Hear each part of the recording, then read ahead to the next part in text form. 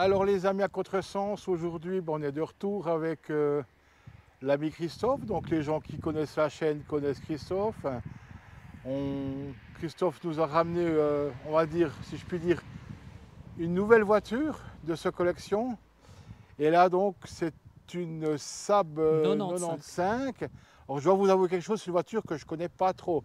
Donc je vais directement laisser la parole à Christophe pour nous présenter cette voiture. Salut Christophe! Salut Alain.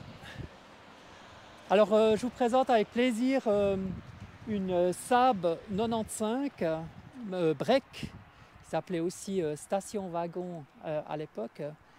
Cette Saab 95, elle est de 1962 et puis je l'ai achetée il y a environ une dizaine d'années au Tessin. Voilà, donc en Suisse, au sud de la Suisse, et puis donc c'est une voiture évidemment de la marque Saab, hein, donc elle a été construite en Suède, et puis elle a quelques particularités que je t'invite à découvrir, Alain. D'accord. On va commencer par le Je coffre. te suis Christophe. Alors on va commencer par le coffre, hein, comme je t'ai dit, c'est un break. Alors, la particularité, alors là tu vois une petite banquette qui était en fait prévue pour les enfants. Donc en fait c'est une 7 places. Hein. 2 places à l'avant, 3 places sur la première banquette et 2 places sur la banquette inversée. Alain, est-ce que tu souhaites aller sur la banquette? Moi pas, sinon je ne sais pas si je vais réussir à ressortir après. Est-ce que tu veux que j'essaye? Mais oui, tu peux aller Pour vite montrer aux gens. Est-ce qu'il faut que je te tienne le coffre? Non, ça joue. Écoute, en principe il tient. Donc écoute, j'essaye. Hein. Voilà. C'est un peu un truc de... Il faut être un petit peu souple pour aller là. Si jamais, tiens-le moi quand même, pas Voilà. que je le Tu te ramasse sur retrouves la tête. assommé. Alors, hop, je vais enlever. Donc comme tu dis, c'était plutôt familial, plutôt pour les enfants, comme ça, dans l'absolu. Voilà. Parce que c'est clair qu'au niveau de toi, c'est... Oui, alors voilà. Alors, je ne sais pas si vous voyez là, c'est Alors, un voilà. adulte ou 2 enfants, quoi. Voilà, ça, puis hein, là, bon, il y aurait encore la place éventuellement pour une personne, mais alors je vous dis pas, j'aimerais pas faire 700 bornes. Berne, Paris comme ça, quoi. Et puis surtout que quand tu rabats la porte arrière, tu as la vitre. Voilà, ouais, c'est comme ça. C'est pour amener à la limite les enfants à l'école ou vite faire les décommissions avec voilà. et encore. Voilà, et encore. Voilà, ouais. Voilà. Donc maintenant, Alain, tu coupes la caméra pour que les gens ne voient pas comme, Si, comme je ressors parce que ça va être compliqué. Est-ce que tu as besoin d'aide? Hop, hop, hop, hop, ça va. Allez, voilà. Tu as fait ton fitness du jour. J'ai fait mon fitness du jour. Alors je vais remettre le petit roi puis la petite reine, je vais vite les remettre sur la banquette. La question que des gens peuvent se poser, que j'ai envie de te poser quand même maintenant, c'est quoi qui fait qu'on achète une Saab 95, on sait que tu as des 2 chevaux, que tu as une Diane, Méhari, GS, enfin Peugeot 104, des voitures on va dire assez standards pour l'époque, on va dire. Mais c'est quoi qui t'a fait tout d'un coup acheter ça? En fait, c'est un peu comme toutes mes voitures, c'est un coup de cœur. C'est que j'ai vu cette voiture sur internet et puis je me suis dit ah c'est original, c'est joli, ça me plaît. J'avais à l'époque, il y a 10 ans en arrière, j'avais déjà la Saab 96 avec laquelle on a fait un reportage il y a quelques temps en arrière. Je la mettrai en fin de reportage en lien. Ok, super. Et puis je me suis dit ah tiens ce serait intéressant d'avoir le coupé et puis le break. Voilà. D'accord. Voilà, donc voilà, puis en fait elle est venue du Tessin, elle est pas venue, donc je ne l'ai pas conduite, hein, c'était un peu loin quand même, donc elle est allée sur une remorque. Tu l'as fait transporter chez toi. Voilà.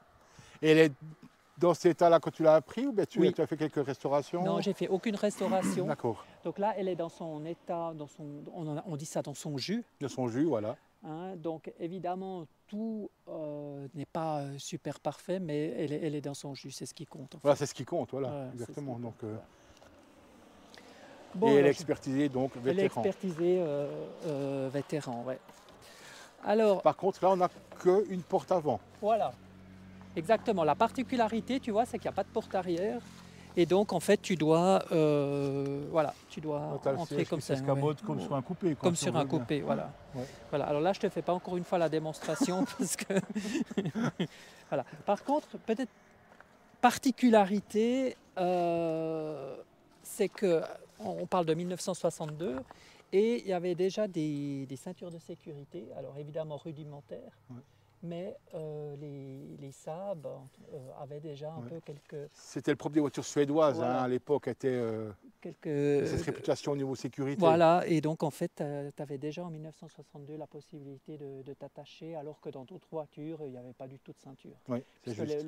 En tout cas en Suisse, l'obligation d'utiliser, d'avoir des ceintures de sécurité à l'avant était en 1971. D'accord, ok. Voilà. Alors, peut-être, ce que je pourrais aussi un petit peu te présenter, c'est, après on va aller au moteur, parce que le moteur est vraiment très particulier, mais peut-être tu pourrais faire peut-être quelques séquences du tableau de bord.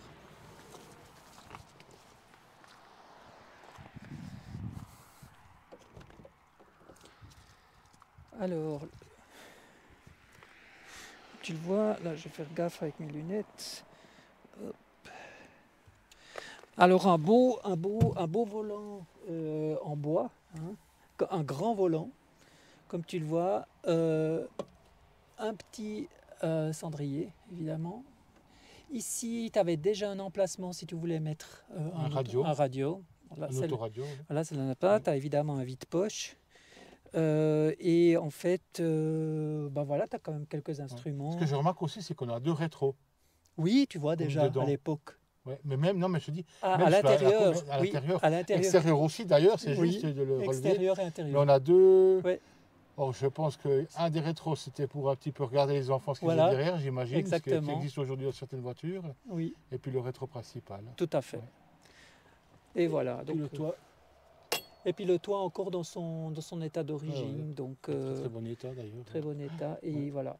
Et là, peut-être une particularité, je vais peut-être te présenter les petits cadrans en rond. Donc en haut, évidemment, tu as le compteur de vitesse. Ensuite, ici, tu as la température du moteur.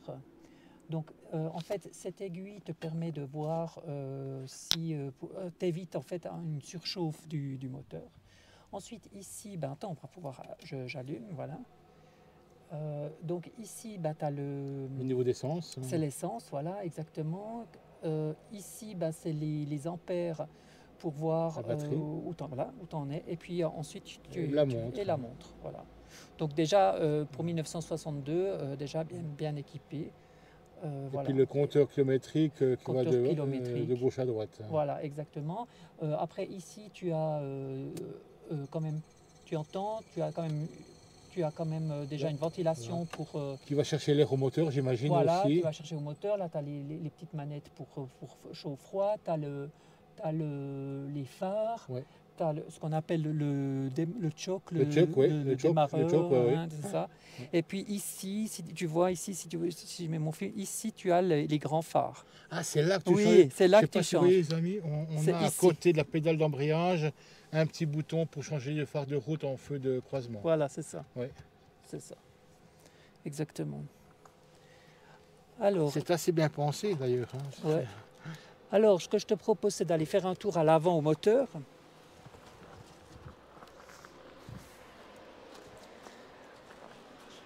Alors, attends, je vais arrêter le contact.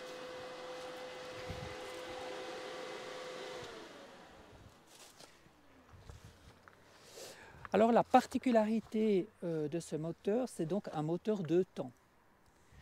Donc qu'est-ce que ça veut dire un moteur 2 temps? C'est en fait un moteur type que l'on a dans les Vespa, dans les petits cyclomoteurs, etc. Et il réclame, si tu veux, un mélange d'huile et de benzine.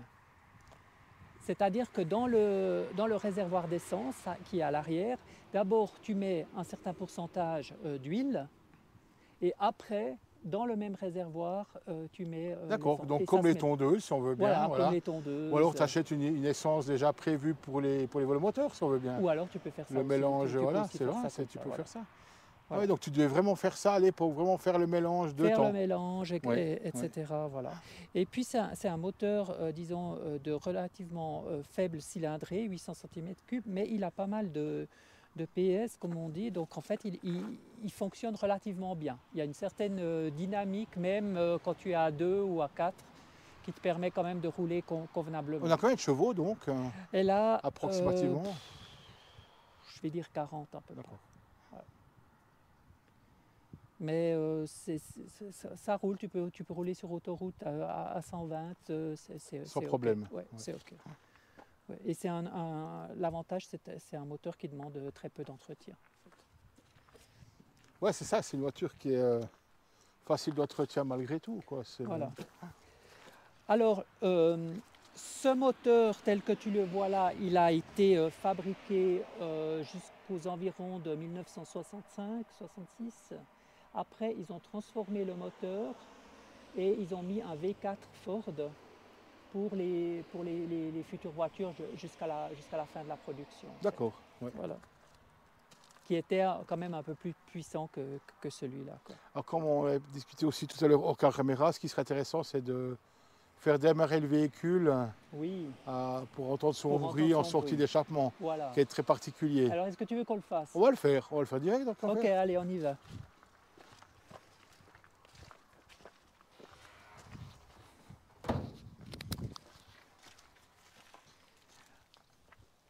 Alors Alain, tu ne mets pas trop le micro trop près parce que sinon il va être tout noir. D'accord, ok. Tu as beaucoup de...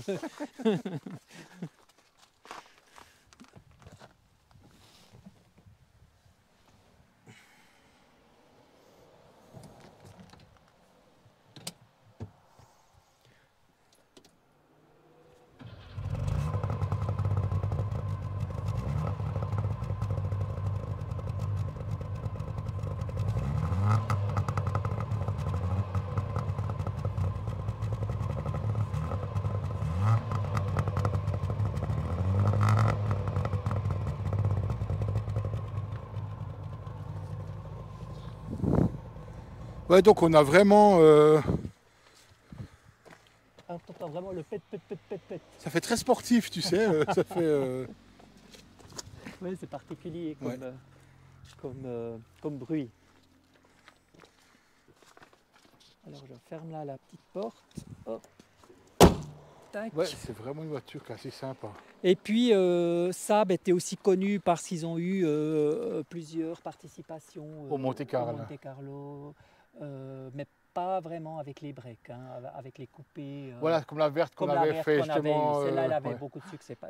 Ils n'ont pas fait ça avec les coupés, évidemment. Avec les breaks, pardon. Ouais.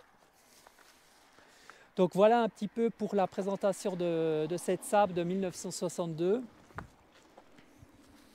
J'aime bien parce qu'elle est un petit peu taillée à la hache, tu sais. Elle est très anguleuse. Elle a les ailes qui dépassent du montant supérieur. Ouais, elle a une forme particulière. Ouais, c'est vraiment spécial. Hein,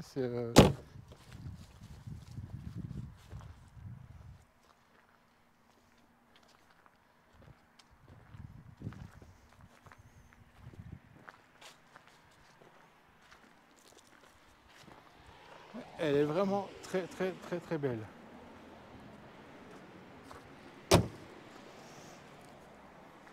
En tout cas, je te remercie, Christophe. Ben, avec plaisir. Et une nouvelle aventure à contresens avec toi. Avec plaisir. C'est vraiment sympa. À bientôt. À bientôt, Christophe. Merci beaucoup.